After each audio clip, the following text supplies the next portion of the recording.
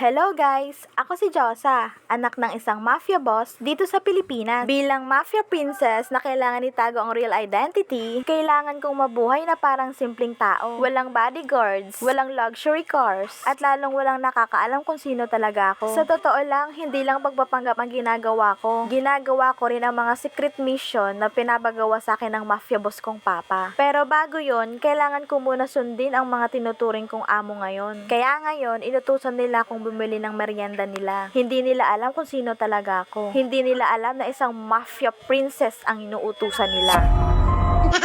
At 5 p.m., hindi pa nga sila nakontento sa merienda na binili ko kanina. That's why they decided na kumain sa labas. We are walking when suddenly, I received a message from my mafia boss papa.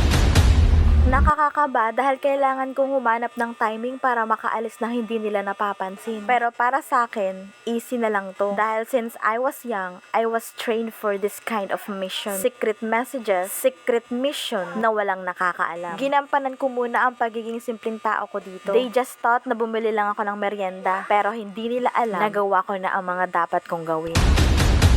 I love how my papa gave me secret mission. It's like I'm playing Detective Conan. What else should he order me? Samahan niyo ako sa susunod kong mission. Hanggang here na lang muna. Follow and share kung gusto niyo pa ako subaybayan bilang anak ng isang mafia boss na pinadala dito sa Pilipinas para itagong real identity. Bye-bye!